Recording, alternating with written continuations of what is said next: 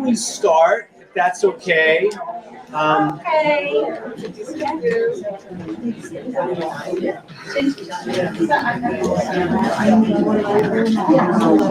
Melissa, were there more people coming down the hall or no? That's it? Oh, good. Thank you. First, I'm truly humbled by your presence, that so many of you are here taking time out. My mother, who's a member of Temple and streams, asked, is this streamed? And I said, no, you have to come in person. And the fact that you're taking time after your work days and whatever else you're doing today means the world. You're also doing a mitzvah.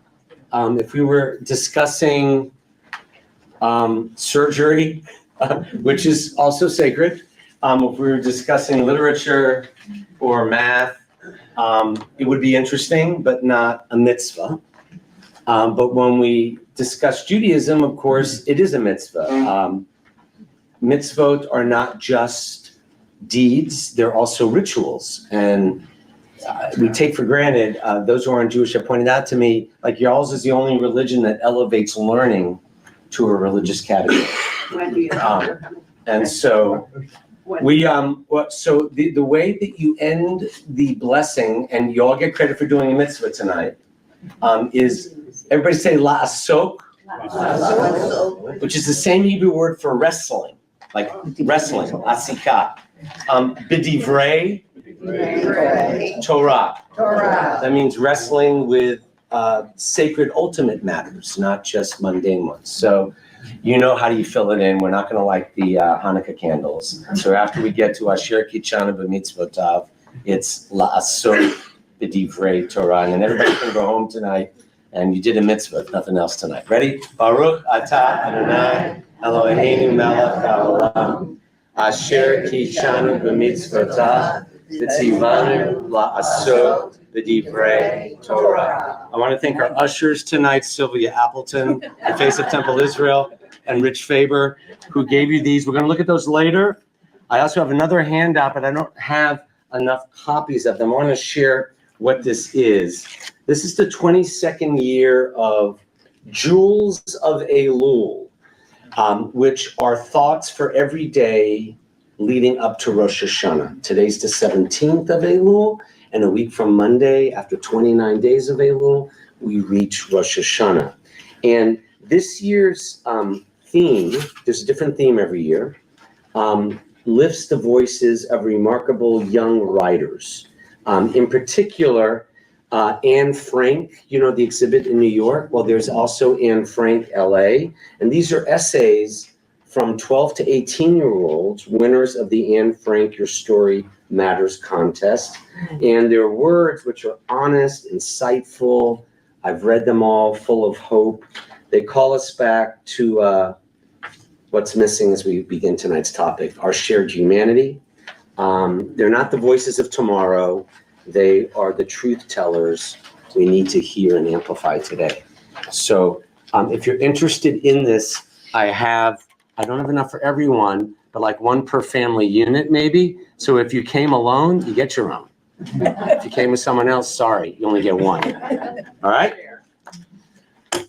Okay. I have a question to begin tonight, and that is, how many of you did not attend last week's session with Rabbi Levy? If you raise your hand, most of you did not attend, or at least more than half of you did not attend. Well, that's a shame, because the topic that he covered, stability in our personal lives, our inner lives, he did mindfulness, he did meditation practices, Psalm 27. That may be the only way to find stability, as opposed to what we're talking about tonight, which is our global landscape. Or next week, come back to Rabbi Sternberg, who's going to be talking about stability in times of national division. I want to read to you a text I got today from a 30-something at 3:10 p.m., a member of our Connect TI, community under 40. Rabbi Micah, literally, this came across in the last hour, and they were CNN breaking news. This is within 1 hour, this person was asking for some hope. I won't read, it all says breaking news, CNN exclusive, forget that stuff. Just 3. Qatari Prime Minister says Netanyahu killed any hope for Israeli hostages. That was 1. 2, a person is in custody after Charlie Kirk was shot at an event at Utah Valley University. We know he has since been killed, murdered, and I don't think they found the person. Is that right? But this okay, that was, okay, I'm sorry, okay, great. But this is all, that's 2. And 3, I didn't even know this one. At least 2 students have been shot at a Denver area high school, authorities say. Okay, this was all within from 3:10 p.m. So, I'm looking forward to hear what Rabbi Sternberg says about finding stability in times of national division. I'll tell you what I did say to this person who said in their 30s, there has never been a more horrific time in the history of the United States of America. So I said, I love you. I'm almost twice your age, so I don't want to sound like grandpa. It's awful. It's horrific. There's no sugarcoating this. But there has been a worse time in the history of the United States of America. And she said, name it. And I said, when people were in chains in this country and literally there was a civil war. Okay, history can give us hope when it comes to perspective. That's not sugarcoating how dark times are.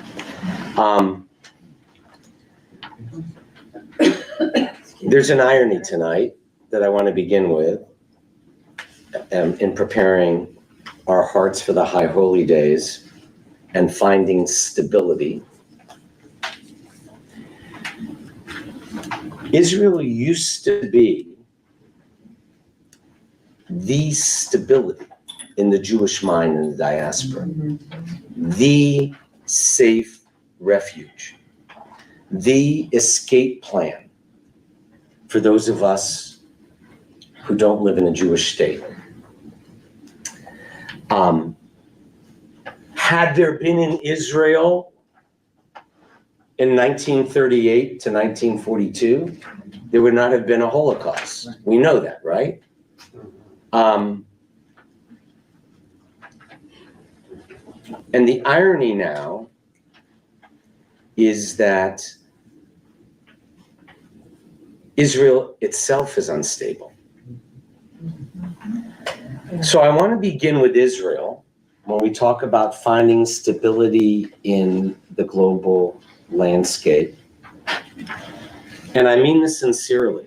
No matter what your worldview, no matter what your politics, no matter what your life experience, Israel internally is in crisis.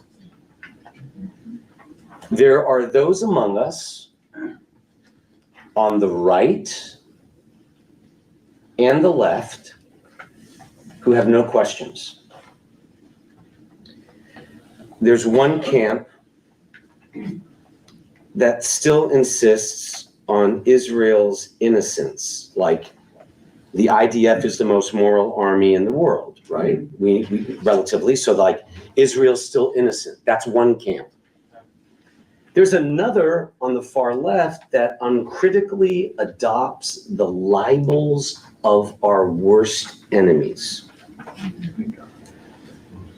I worry about, as we approach these High Holy Days, those Jews without ambivalence who, no matter how wrenching the dilemma, always offer a simple narrative that resolves our inner conflicts.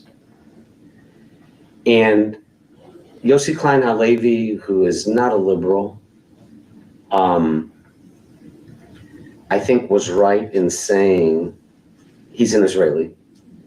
He says, especially now, as we face some of the most morally complicated dilemmas in our history, those one-dimensional voices on the two extremes are a danger in determining Jewish discourse, even if they're loud. So we need to raise our questions now, not only because of the approaching high holidays, but because the Hamas war is about to take its most fateful turn, potentially. The imminent invasion of Gaza City, many of us fear, will be a strategic and moral disaster. The IDF chief of staff, Eyal Zamir, backed by heads of other security branches, has warned the government against going to this next phase of the war. Seizing Gaza City. And by the way, there's no softening the evil of Hamas. This isn't the point.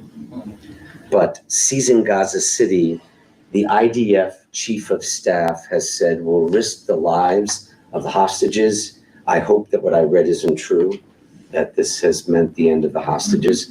But it will confirm Israel as a pariah state and result in the long-term Israeli occupation of Gaza, which, by the way, members of the ultra-Orthodox parties, religious parties, want. Two more consequences, though, that the chief of staff didn't mention. It will likely result in the worst humanitarian crisis of the war and risking the lives of the hostages. And that's what's going on right now in Israel. I was just talking, they're up all night. It's tearing apart Israeli society and likely the army too. Even if we win against Hamas, we lose. Israel, and I just want to begin, Israel's war with Iran and its proxies is probably the most justified in our history.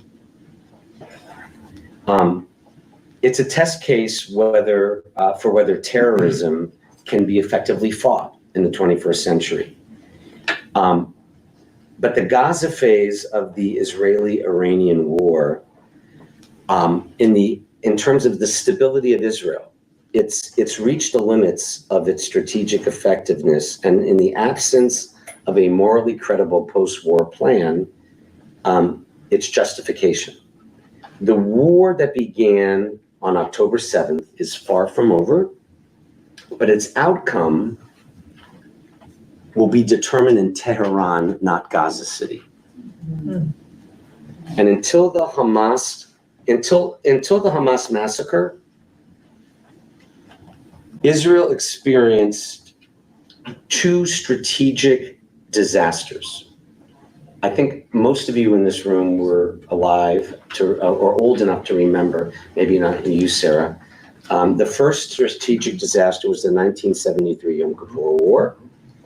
When we were taken by surprise by an enemy we underestimated. The second was the 1982 Lebanon War, when military overreach divided the nation, and Israel, some of you may not remember this, Israel lost its moral credibility among many of its friends abroad and for large parts of Israeli society. And the result was our first ever military defeat. In less than a month, Israel will mark 2 years since the October 7th massacre. The worst day in Israel's history, the place that used to give us stability.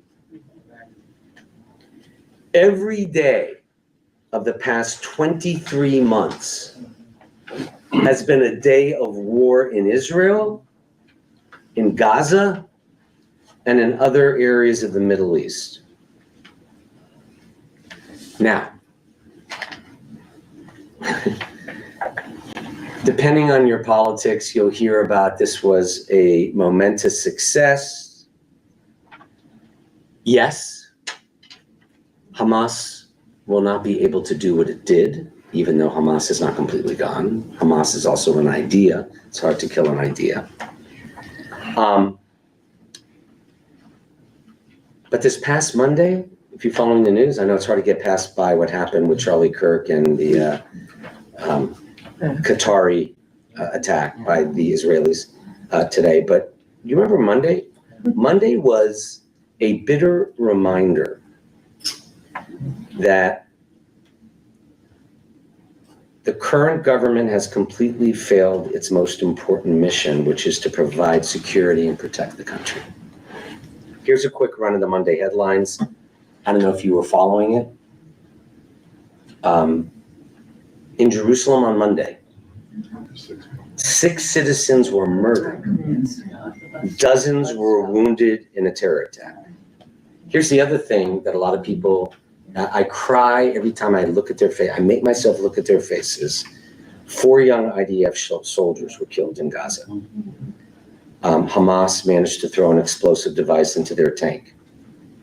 In the southernmost part of Israel, sirens went off several times after drones and missiles were launched by the Houthis in Yemen.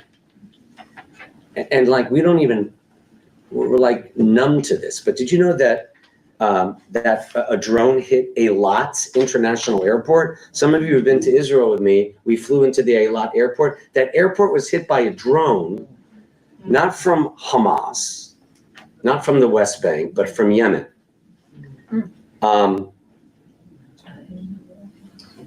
So this is where the politics is awful, because, you could say if it was the other side, then Jewish blood has never become cheaper than water. You would have mass protests to call for the prime minister's resignation.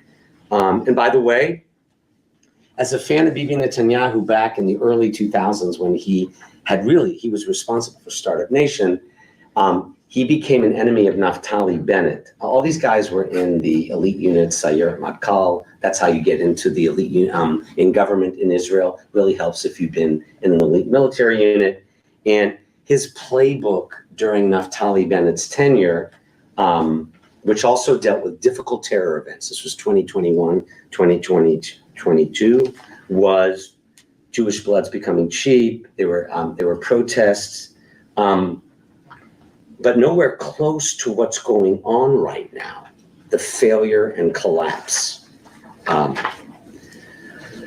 So on October 7th, 2023, you know the date, we experienced an even worse version of the Yom Kippur War. But now,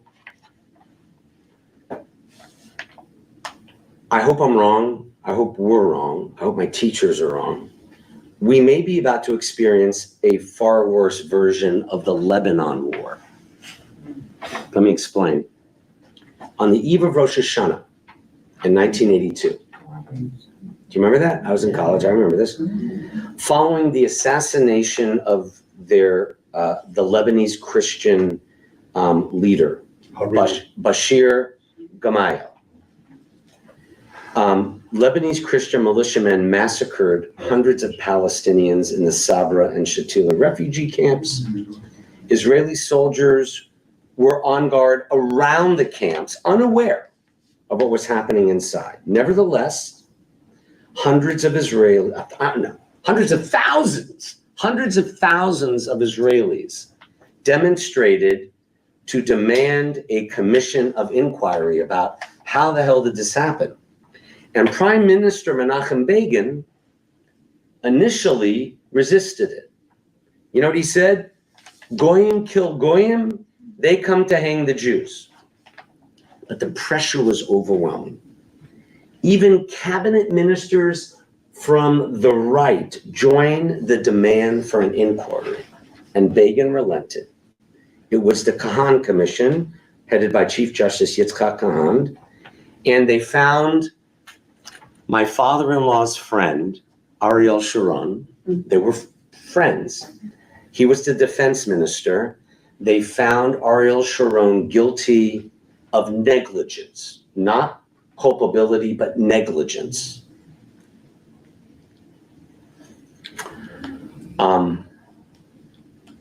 Given the assassination, it ruled, he should have anticipated the massacre. He should have known, because he was fighting with the Lebanese Christians. And guess what happened? Sharon was forced to resign.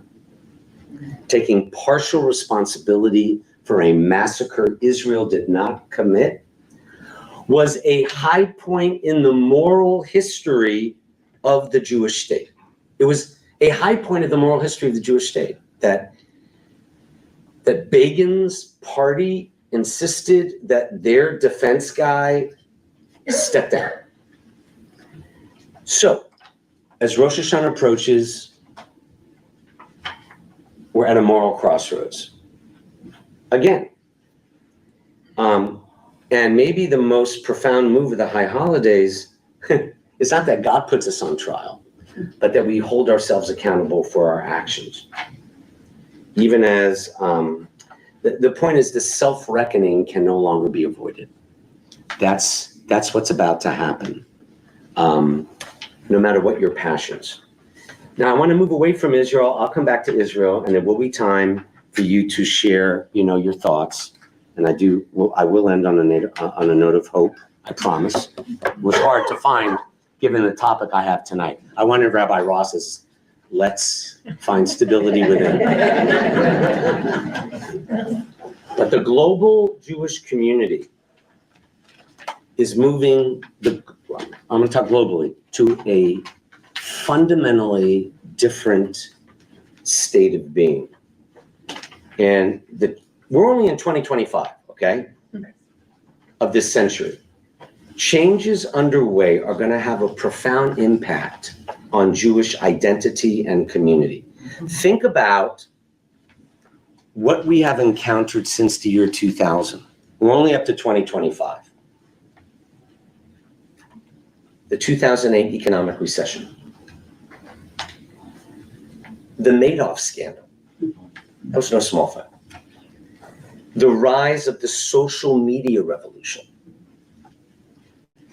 The coming of age of Gen Z, most of us over 50 do not understand. We really don't. New authoritarian regimes. The growth of populist politics. The global effects of the 2021 COVID pandemic. And more directly, the unfolding events of October 7th that are still going on.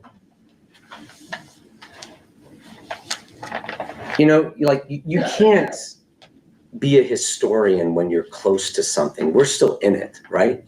You can't be in post-traumatic stress if you're in trauma, right? But what I've just said, what that list is, has influenced and shaped this moment globally. And each of these extraordinary influencers is going to contribute to a disruptive shift in the global landscape.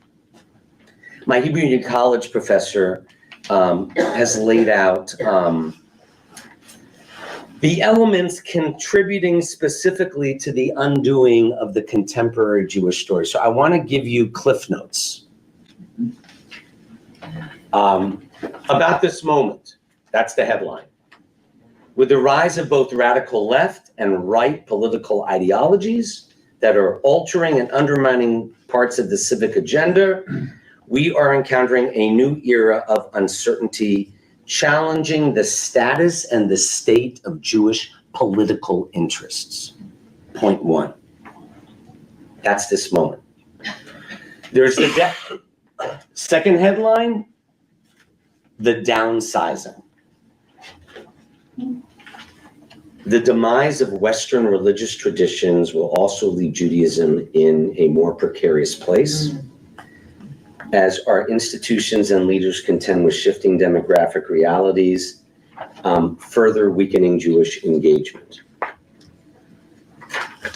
I know this may send shudders down your spine, but I have a rabbinic colleague who's the greatest rabbi. He is a liberal Zionist like I am. And he was at dinner with his buddies, you know, who knew him before he became a rabbi. And the topic of global Jewry in Israel came up. And the two friends said, I'm a Jew, but I'm not a Zionist. That's an evil word. Like, you're not a Zionist, are you? They said to my friend, who's a rabbi. And so he had to try to roll it back and explain, well, what do you mean when you say that?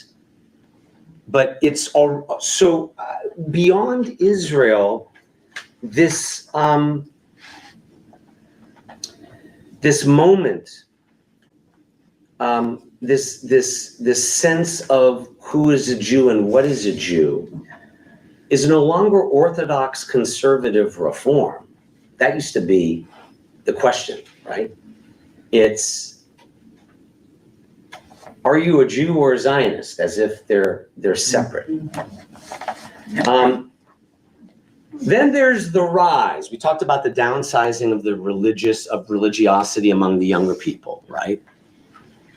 The whole turning its head on nation states, right? Like my defense is like there are 50 Muslim states, 40, can't there just be one Jewish one? We need to have nation states. You talk to Gen Zers, the whole idea of a nation state is archaic. They don't believe in nation states. You know, you could say, silly kid, tricks are for kids, right? So what's the rise? The rise, there's a new political, ethnic, religious powers and players competing for access and influence, and the Jewish community is going to experience a loss of space in the public square. Just look at where you get your news from. You know, we talk about one Jewish community. It used to be like, I don't care what kind, you could be reconservadox, damn our differences. When it comes to anti-Semitism in Israel, we're all one. Well, now, like that conversation my friend had with his friends, you're already pre-conditioned. There is no one. Words that you think are bridges are divides. Now, what's the impact? We're encountering a new and fundamentally different generation. Now, by the way, this is not monolithic. Gen Z, like people say, oh, how's your programming for the under 40-year-olds or 20s? You know, there are 4 generations in the under 40s, you know? There's like out of college, they're single, they're a couple, they're married, young kids. I mean, even under 50. Their orientation, their politics, their social behaviors are in conflict with existing Jewish, assumed, agreed upon community norms, represented by their disconnection with Israel, their misunderstanding, and even rejection of the Zionist idea.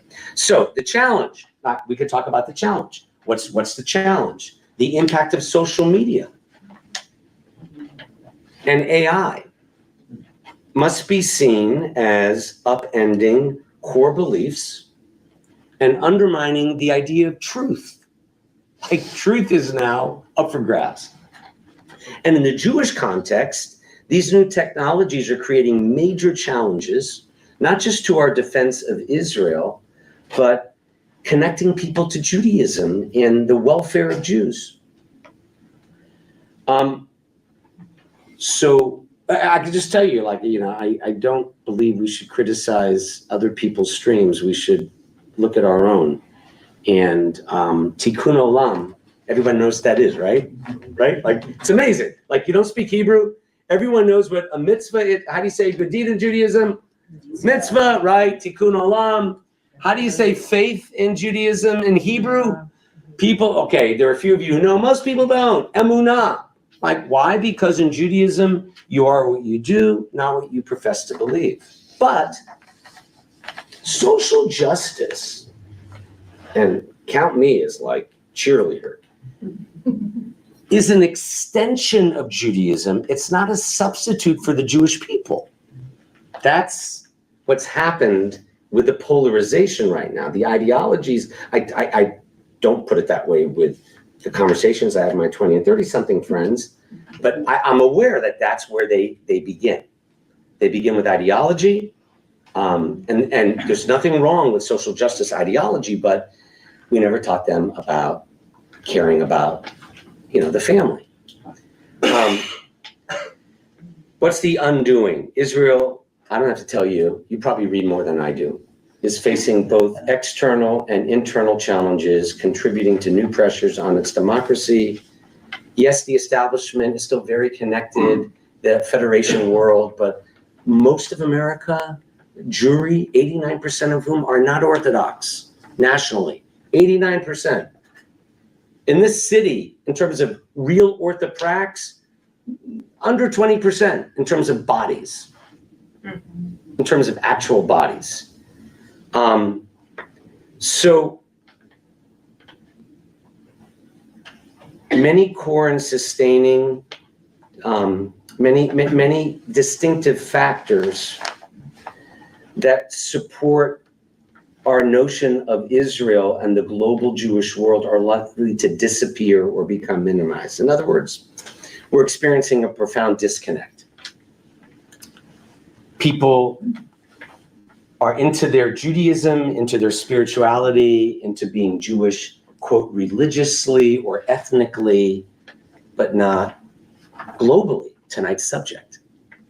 Why the heck should I care? Well, why can't there just be one state, like where everybody lives happily? Well, you need a nation state, like Israel would be. There's 7 million Jews between the Jordan River and the Mediterranean Sea. There's 7 million Palestinians. That's the math.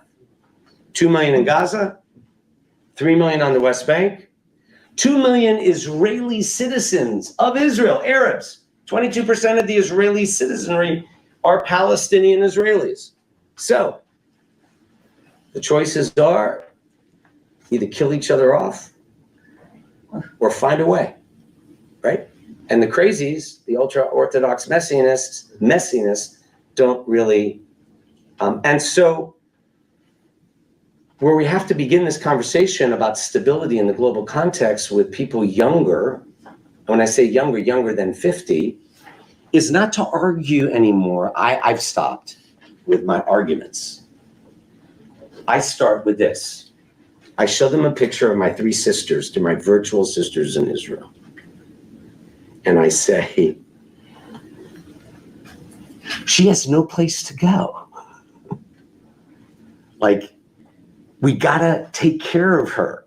Yes, I wanna make sure, I don't want Israel to lose its moral compass, which it may be losing. And yes, no one's blood is redder than any other's, but these are cousins. So that it's almost like this is the challenge. And social media and AI isn't helping.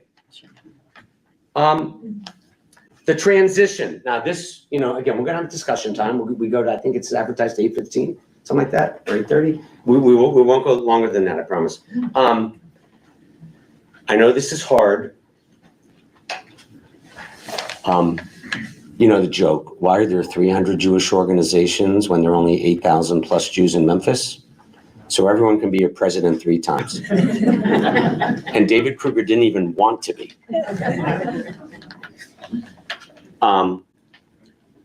My friend this week, like, oh, I forgot, you're the president of, you're president of the center this year, you're the president of this, of play, so, friends, there will be a decline of Jewish power and influence within the United States, possibly elsewhere among democratic societies. And that is going to erode our community's standing and endanger Israel's political standing. It's happening now. I know with regard to Israel, but what I'm saying is the transition that's happening requires more bridge building than ever before. Because it used to be, the mighty united Jewish political force, the power and influence.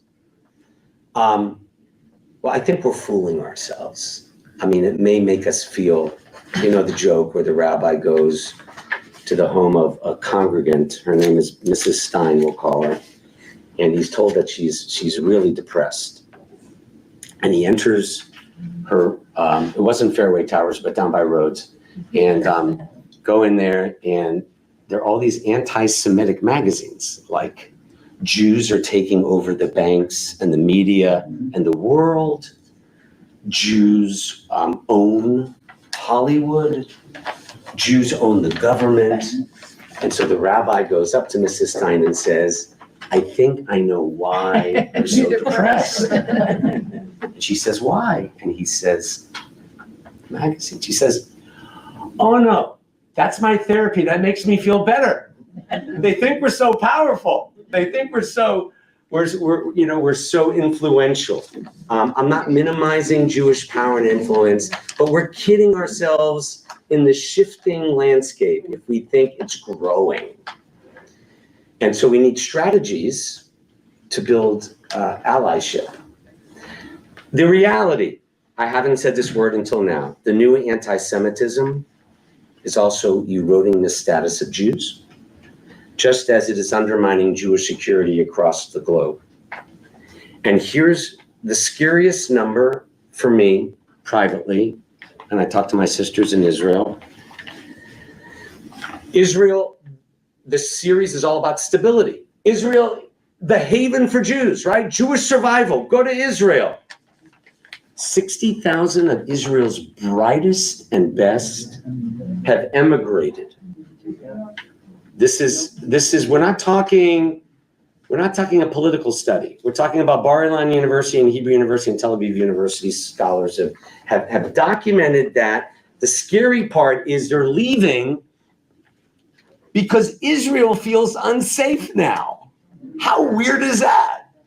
If you know the psychology and the reality of Israel as a place to raise your kids. Now, the ones who are leaving are saying, I don't want my kids to grow up in this kind of society. And many of these, there are people like you, they're like professionals who are physicians and teachers and business people, the best and brightest. They've been serving in the war. They're completely exhausted. They have kids, they have grandkids, some of them. And they're like, they used to come to LA or New York for 2 years and then go back. The scary finding of this study is they're not planning on going back. They used to want to come back for the education. So this is, to me, like, I haven't thought this through, maybe you have, but like, you can't wear my yarmulke in Paris without, risking getting hurt, right? So like, the world's a dangerous place for Jews, and yet the haven for Jews, Israel, a record number of modern Jews are leaving. It's really shifting, is the world scene, with a shifting of political power, with the rise of both right-wing authoritarianism and left-wing socialist regimes.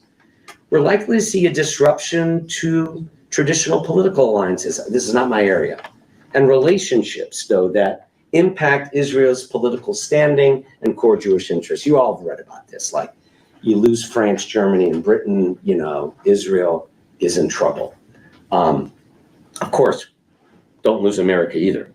So how do we prepare our community and ourselves in dealing with these shifts? Where do we go from here? Well, is this the moment where we return to an earlier place of identity? Look at Jewish history. What happened before America and the Enlightenment? Where we once were sitting outside the forces of power and influence, right? That's the story of Jewish history until Israel or until America. Modern Jewish identity crumbles, and its crumbs are molded by the horrors of October 7th into a pre-modern Jewish identity. We're now more Jewish in the deep-rooted sense. You know, I mean, what's the line about October 7th? Two reactions: pride or hide. And while on Jewish campuses, I'm so proud. My nephew is in charge of Columbia. He's a special advisor to the president of Columbia University. He's a law professor on relations on anti-Semitism and free speech on that campus after what they've been through. His wife is Israeli. But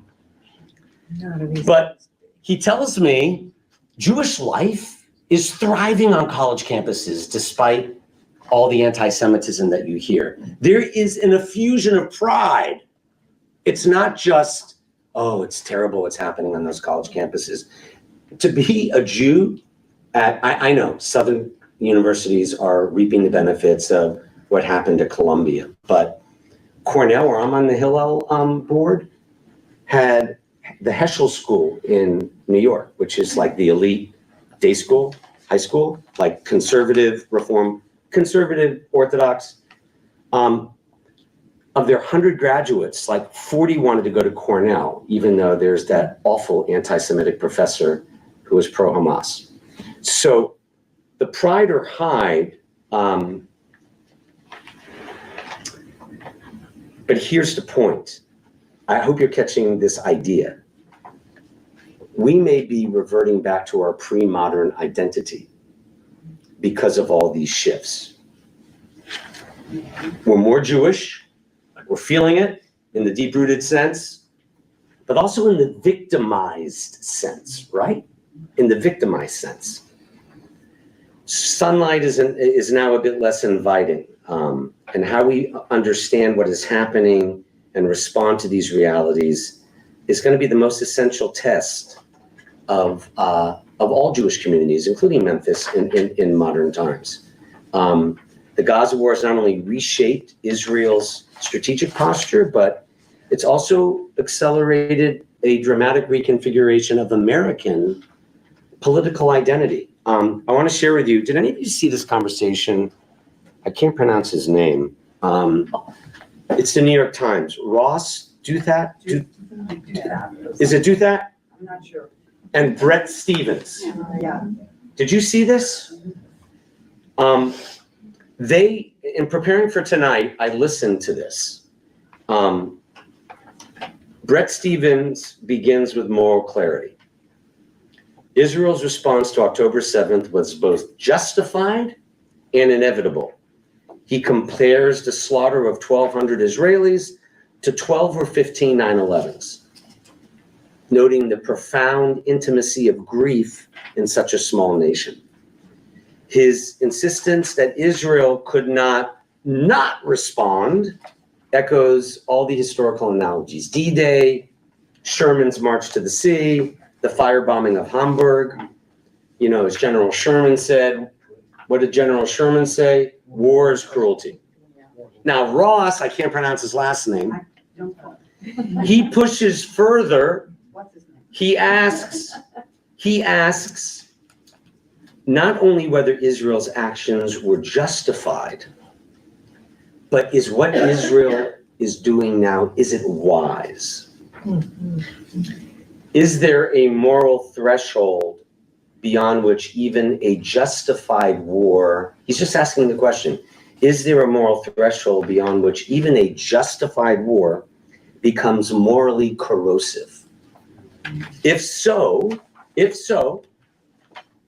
how do you measure that threshold? And are we honest enough to apply it to ourselves? It's an uncomfortable conversation, but it's essential, especially for American Jews who want to support Israel proudly, yet many are grappling with the moral weight of the war and a surge in anti-Semitism that has made such support feel increasingly safe. So the most sobering takeaway from what I listened to for tonight is not in battlefield tactics, but in battlefield consequences. And the Gaza war has acted as an accelerant to trends already simmering in the United States politically. On the far left, terms like, the shift is stark. On the far left, terms like settler colonialism, genocide, even calls to globalize the Intifada, they become widely accepted in some spaces, particularly on college campuses. That trend, by the way, was fueled, didn't happen overnight. Over a decade of Qatari funding to major US universities, billions of dollars, which has helped legitimize anti-Israel narratives in academic circles. That's a fact. Protesters no longer veil their positions behind policies. Some now openly call for the end of the Jewish state. This is Bret Stephens saying, it began not after Gaza's destruction, but on October 8th, before Israel had even launched. Meanwhile, on the right, traditional evangelical support for Israel remains robust, but new undercurrents emerge. The America First wing, skeptical of foreign entanglements, is growing louder. There are contrarian voices like Tucker Carlson. I don't know who Candace Owens is, but she questions the very basis of foreign aid, even the Democratic allies. The old bipartisan consensus around Israel is eroding. And what replaces it? It's unclear. It's totally unclear. Both columnists, by the way, Ross and Brett, agree. This war has moved the needle, but for Jews in America, the consequences are deeply personal, right? No place to go. What do both speakers agree on? Israel's actions reverberate.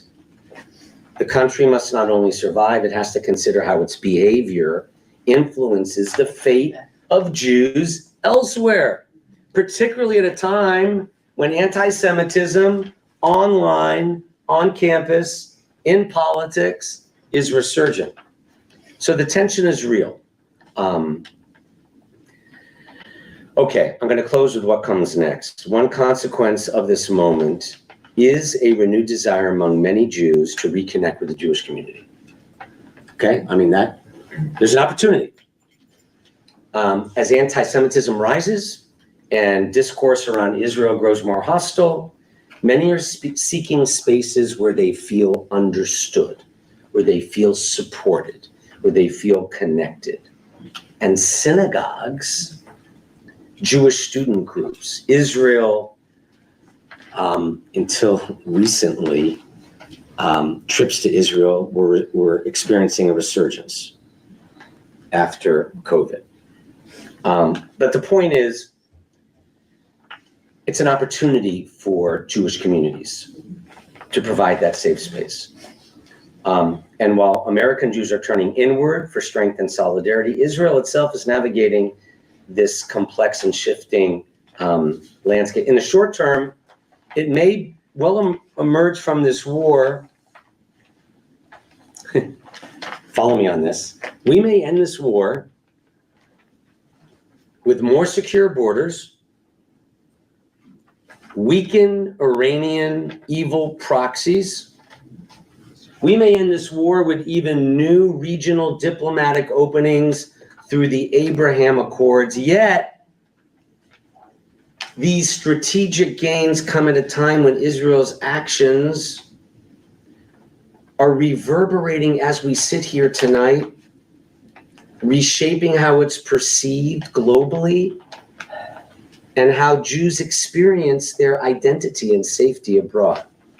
And internally, the soul of Israel is at stake, with the former leaders of Israel's defense at odds with the current political coalition. That's not a good thing. I'm not saying that the prime minister or president should control the army, but like when they're at odds, it's not good. Fighting to stay in power against a hostile public, demanding the return of the hostages and to end the war, except for settlers seeking to formally annex the West Bank and ultra-Orthodox Messianic leaders, I don't think you all understand this. I don't mean Jews. I don't think Americans understand this. We all know about the evangelical dispensational millennialists. You know them? They're the, they did a whole movie series called Left Behind. These are Armageddon. You've heard of Armageddon. So the Armageddon theology, dispensational millennialism, is that in the end time, before Jesus comes back, there's going to be hell, fire. You know, in Israel, you need Jews there. There's going to be a holy war. I mean, it's going to be burning. And only 144,000 true believers will be lifted up in the air as everyone else is massacred. All the Jews who don't submit to Christ and all the people that you don't consider Christian. Just to lighten this up a bit, when I was a teacher at Memphis Theological Seminary, a Protestant seminary at Parkway and Union, I saw the funniest bumper sticker I've ever seen. Now you'll get it, now that you know about the Armageddon theology. And the bumper sticker said, it's called the rapture. That's what it's called, when you're lifted up. You know, you want to be one of the 144,000, right? So the bumper sticker says, if you believe in the rapture, may I please have your car? It was this beat up car. Now, what's not so funny, you don't have it in Memphis, okay? We're not talking about Orthodox like the wonderful Baron Hirsch or Young Israel or Anshe. We're talking like they wouldn't even be considered Unitarians, okay? We're talking Messianic leaders. I'm not exaggerating. You can read about the Rav Kook II theology, who view the eradication of all Palestinians as a holy war, regardless of the government. God is fighting our war. It's part of a higher plan. They publicly contend. I'm not preaching. This is what they literally say. And these are people in power running the coalition, keeping him in power.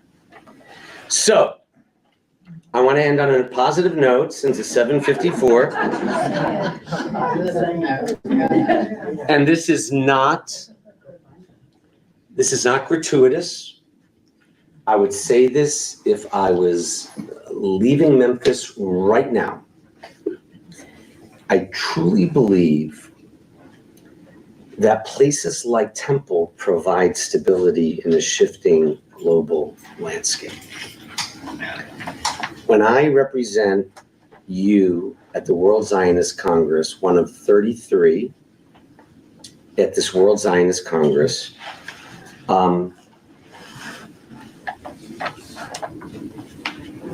I know what I'm going to see. It's going to be chaos, corruption, trying to get the $5 billion into my coffer, buy new settlements on the West Bank. And even other Jewish communities don't have this, what we have. And I want to get specific about Israel. The Israel Reform Movement embodies the Jewish values that will save the soul of Israel's tomorrow and the Jewish people globally. I'll give you an example. You remember we co-sponsored Shoham, not the Federation Exchange, which is wonderful, but before that, our temple helped build the Reform Temple in Shoham. They now have, it's the only city in the country where the municipality, the government wants it. The Israelis in Shoham, generals, high-tech businesswomen, have contributed hundreds of thousands of shekels. They want it. Israelis have contributed. The plans are drawn. I could show any of you one. It's the most beautiful, and the building was given, the land, next to a home for children with physical and intellectual disabilities on one side, and trauma center for soldiers on the other side, overlooking an Arab village that they had peaceful relations with. So to me, that's the best hope. That's the stability.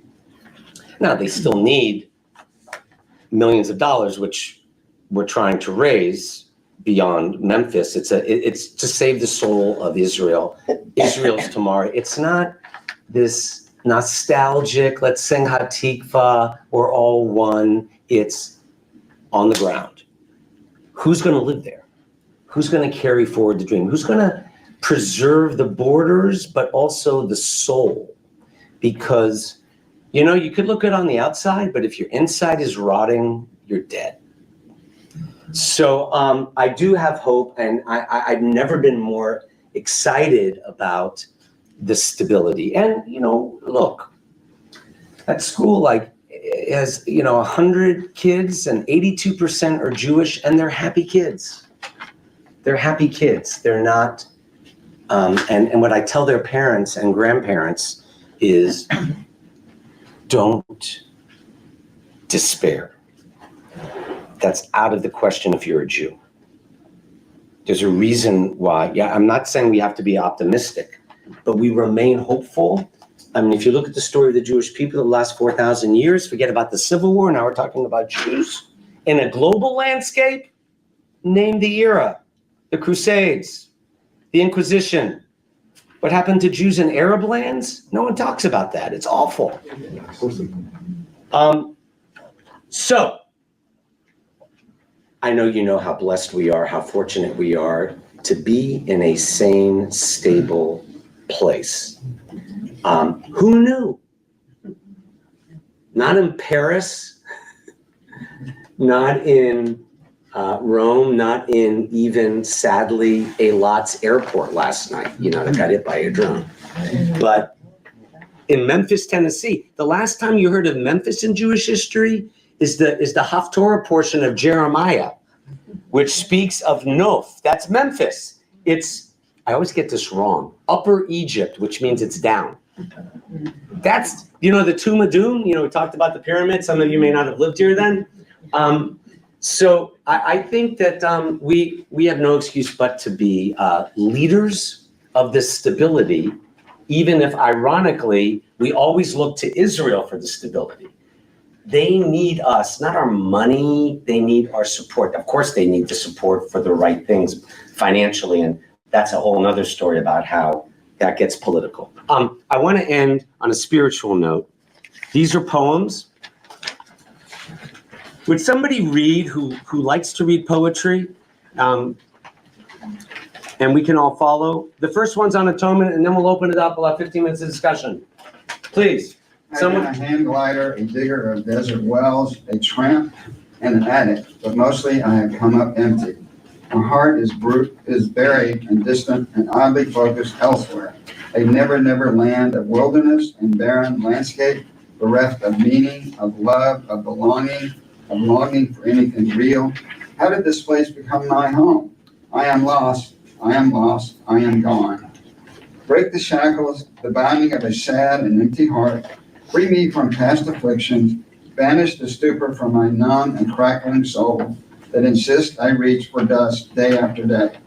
I am a prisoner to emptiness, held captive by invisible fears and unspoken terror, long ago muted, silenced by substance and static and the melody of a self-made demon.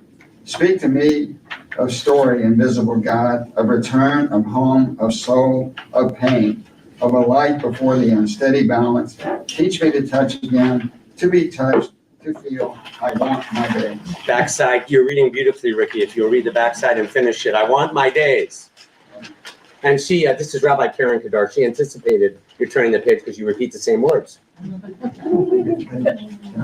Right. All right, and finally, there's two. My days. There you go. Simple days. Just a simple day. Help me, healer of the wounds.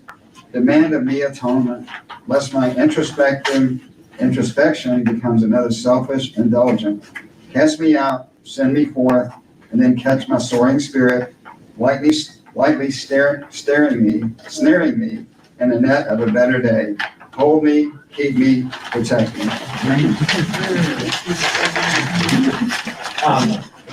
Meditate on that. Take these home because we're all supposed to do our own Teshuvah, our own introspection. I just want to thank Billy for I thought that I was hot. I just checked the thermostat was on 75 or 76, like, wow. I just turned it down. Yeah, I'm having a heat flash. I thought it was my age. No, like, oh my goodness, like, hopefully it will cool down in our last, I know some of you may want 75. I'm a 68 guy in a room like this. Okay, let's go to the second one, a prayer of courage and consolation. Thank you, Carrie. Holy One of blessing, grant us the will to stand firm in the face of evil and hostility, not to be silent or afraid, to work diligently and faithfully to banish wickedness from the earth. Holy One of blessing, grant us the courage and resolve to speak when there is hatred, to act when there is confusion, to join with others in building a world of safety, understanding, and acceptance. Because there is hate, dear God, help us heal our fractured and broken world. Because there is fear, dear God, grant us courage and faith to those in need. Because there is pain, dear God, bring healing to the shattered and wounded. Because there is hope, dear God, teach us to be a force for justice and kindness. Because there is love, dear God, help us to be a beacon of light and compassion. As it is written, be strong and let your heart have courage. Depart from evil, do good, seek peace, and pursue it. I wanted to share that because tonight's topic of finding stability in a shifting global landscape, we know there's hate, we know there's fear, we know there's pain, but the holidays are supposed to remind us that there's also hope and love that we can bring to wherever we are. Or as the Jewish comic Stephen Wright once said, it's a small world, but I wouldn't want to paint it. So it's just too big, right? So start where you are. Okay, I thank you for coming. I prepared this, because you got dressed to come here and scheduled tonight, but I'm more interested in hearing your thoughts. I apologize that prophets can't predict the future, and I'm not a prophet either. So tonight was just meant to get us thinking more deeply, which is also what the High Holy Days are supposed to be about. So please. My question, should there be more outreach on our part in our communities? To whom? Social justice in some way? I mean, either to groups that need it, maybe that's a way of deflating anti-Semitism. We've been doing it forever. I know, but in certain areas, I think that there are some. So I'm going to out the other Judy behind Peter next to you. Yeah. And I have friends in the Christian community who think she's a saint. Saint Judy Royal. Running room in the inn. She's like going to write me later and say, I'm not happy with what you said. But the point is, yes, if it comes out of your religiosity. You know what's so interesting, though, is like Abraham Joshua Heschel, who everybody quotes. He was a Chassid. He was an Orthodox practicing Jew. He was a Shomer Shabbos Jew who marched with Martin Luther King down in Selma. And people don't know that, and there's a book on him by Michael Marmur, M-A-R-M-U-R. He's the biographer of Abraham Joshua Heschel. He didn't do it because he was this liberal, progressive, political person. He did it because as a Jew, as a practicing Jew, after what he saw in the Holocaust, where else should a Jew be but in the front lines in Selma? It was an extension of his Judaism.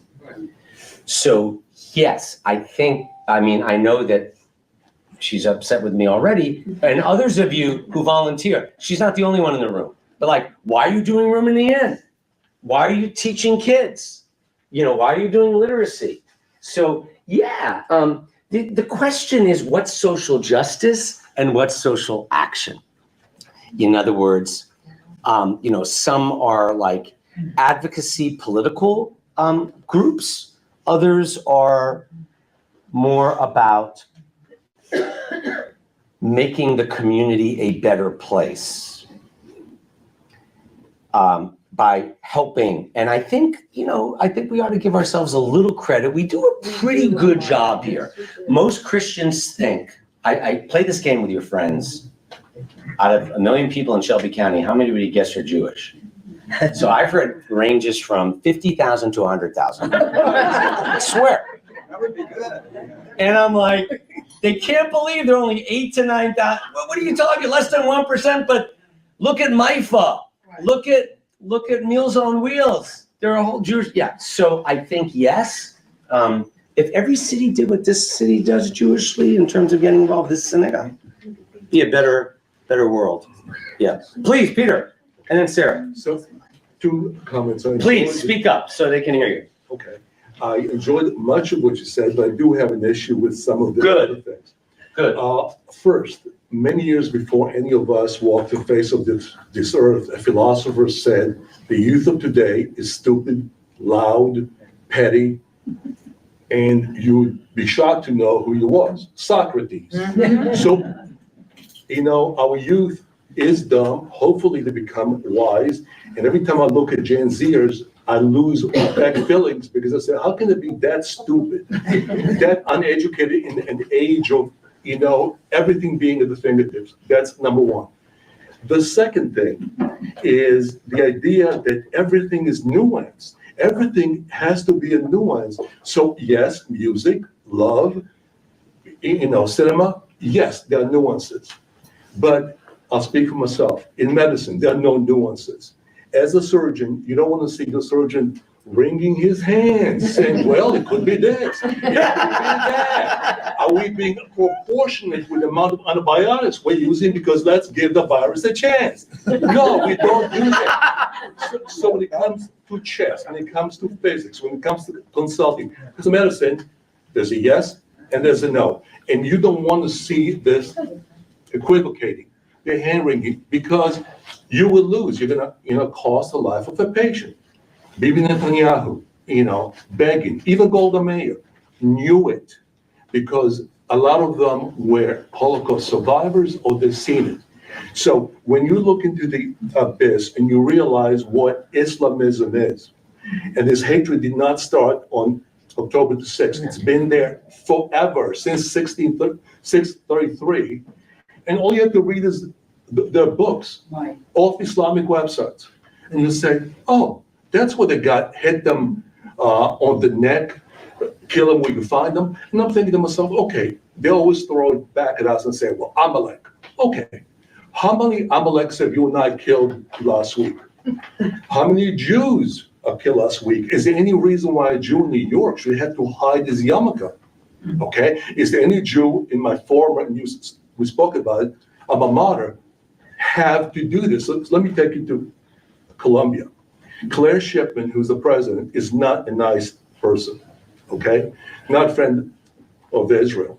Colombia has the singularity of inventing racial quotas before Harvard. President Lowe, who is a Nobel Prize laureate, was the first one to institute photographs to tell who was black, who looked ethnic, i.e. Jewish, and so forth.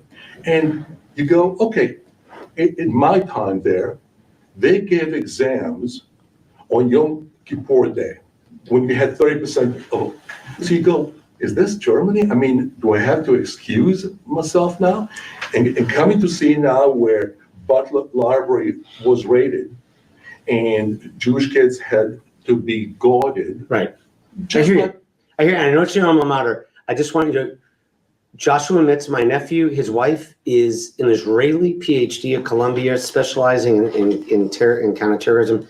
And it may not be that way anymore. Thank God we don't have the quotas. The Butler's real, but there is a thriving. Now, the problem, he says, is most of my students' parents pay $250,000 for them to get an education, not for this sideshow. But I want to go back to your first point. And by the way, to respond about the Islamism, since this isn't being recorded, or is it? Yes, it is. The Torah says, love your neighbor as yourself. It doesn't say love the world, right? Because it's a lot easier to love the world. I love the world. Try being nice to your neighbor like that. You roll down the garbage can, right? So that's why the Torah says, you begin by loving your family and then you love the world. My concern about the shifting and the need for stability within Israel is not about arguing whether Islam has an anti-Jewish streak in it. It's 7 million of my relatives, I don't mean like real people, who tell me we have to find a way to live together, and they're not liberal. But this is exactly. So that's all I'm saying. No, but this Do you understand my point? This is exactly the point that I'm trying to make. You have an untenable situation. You have impossible choices. But if you sit there taking no choices, you will lose. If you take the wrong chance, you have a chance. So when you say, well, a lot of leftist Israelis want the government down, they question everything else. I'd like to ask you, where was this questioning when our families were being burned? I can't answer that, but I can tell you that it's not leftist.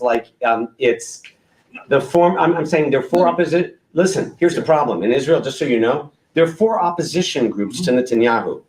If they united, they would beat him, but they can't unite. That's the problem. There's no other party to fight him. So we're in agreement, brother. But I want to get to the first point in Sarah, because when you said, quoting Socrates, quote him again.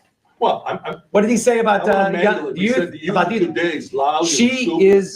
She's a former librarian and understands young people better than any of us. So, Sarah, do you have an answer to him? Yeah, and it's, my heart is racing now, so give me Right. So everybody can hear you. Yeah, so, do I have an answer, for Peter?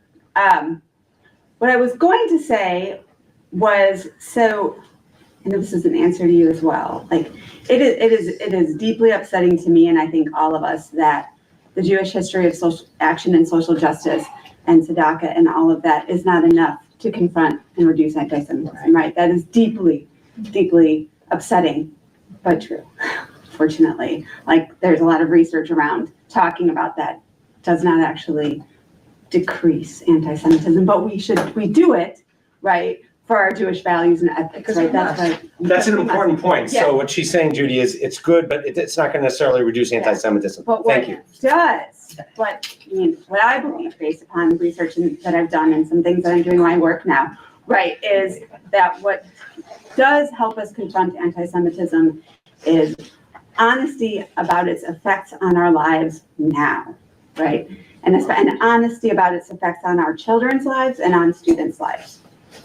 And so, admitting, right, that we have students in this city who have gone to school and seen Jews and have seen things like that, right? Talking about that hurting children, that actually does affect our allies, right? And does bring them out, right? Also talking about Judaism as a lived experience in who we are as we are living it now helps. Now I want to speak to the youth, because I do have a benefit of working with Jewish teens right now.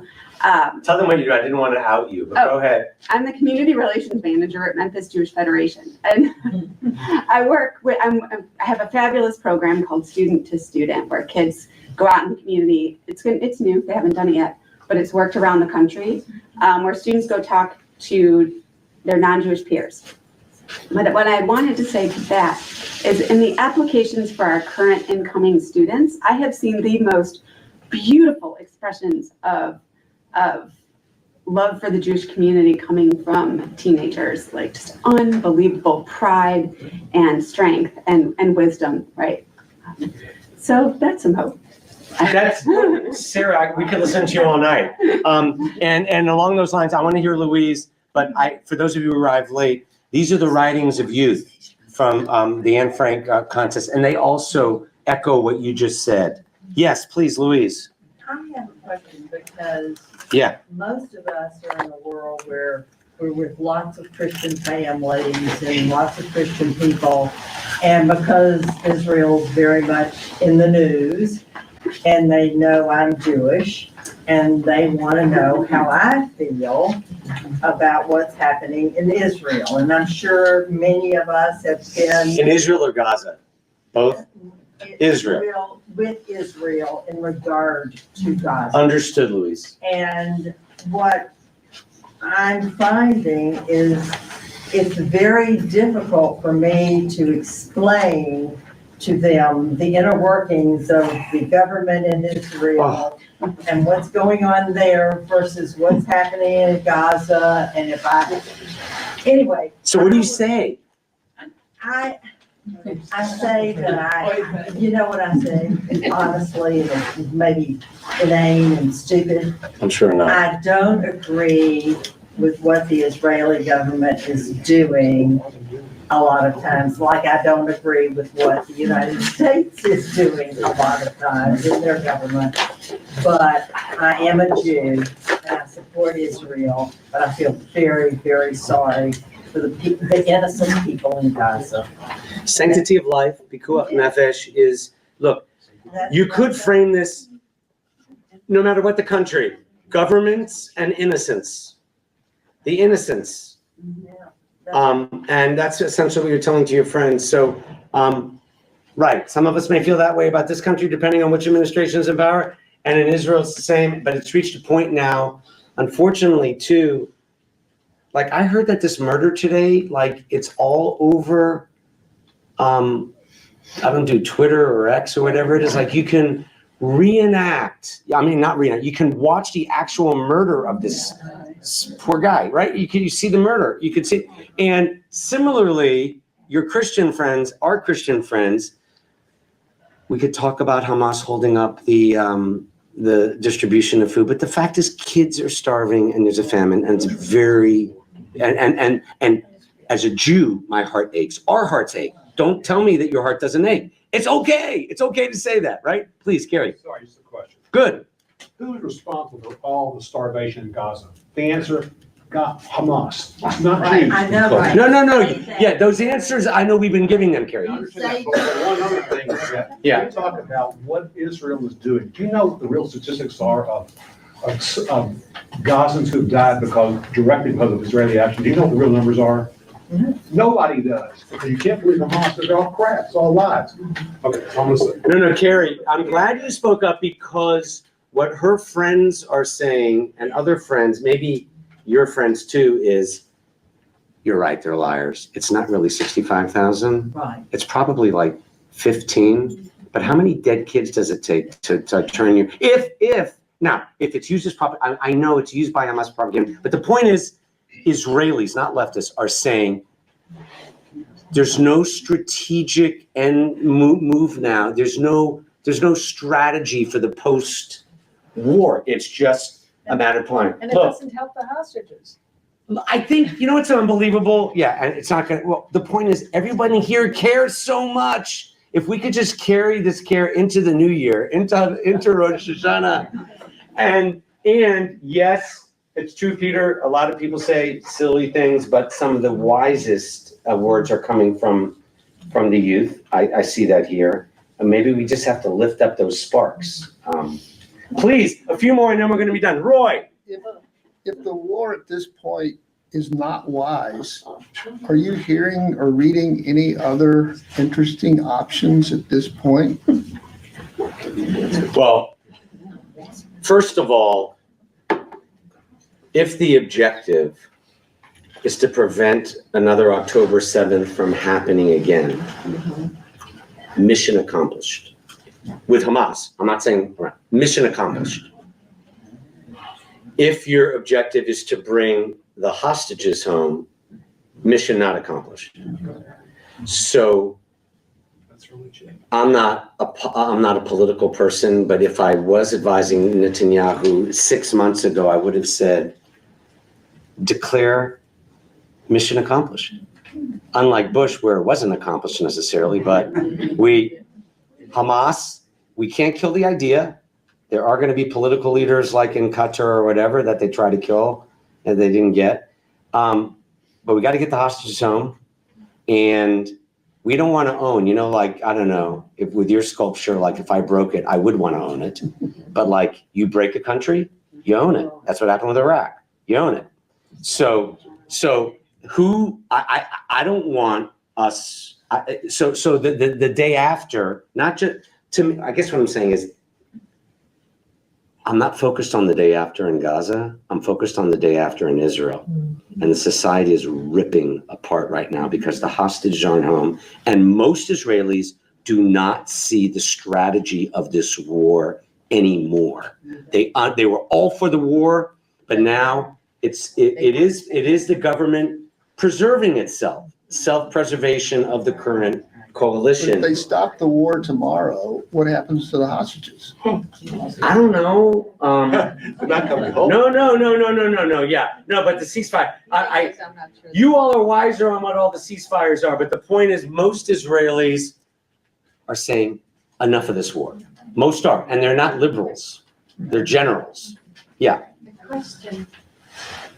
There are so many, I think 20 that are still alive. We think 20, we hope 20. Oh, 20. Whatever's left of them, you imagine the shells that they are. And so there's this entire movement of people who say, oh, just say that it's over this war and get them home.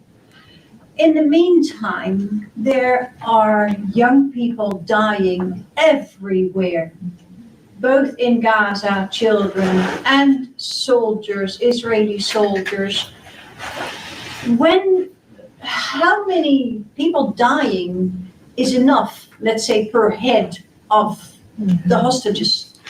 You are saying something that no one's really talking about, but one of my three sisters, she has 3 kids and she hurt her elbow, so she went to minor medical. It was the hospital. It was like, it's one of the hospitals there, but it was like the minor. And I was in Israel, and she says, "Oh my God, I didn't think about this." I'm like, "What?" She says, "All the wounded." It's like Vietnam. Like, so they're guys playing guitar, like music therapy. And here's the other thing: if your son lost his arm or lost his leg, or your daughter, had something, the whole family is at the hospital. That was your point. Like, you stop working, whatever it takes. So you're right. You can't, it's 20 lives, but there have been over 1,000 soldiers killed. Yes, to 1,200. And so that also has a ripple effect on the internal instability of the family system that we don't have to worry about sitting here talking about it.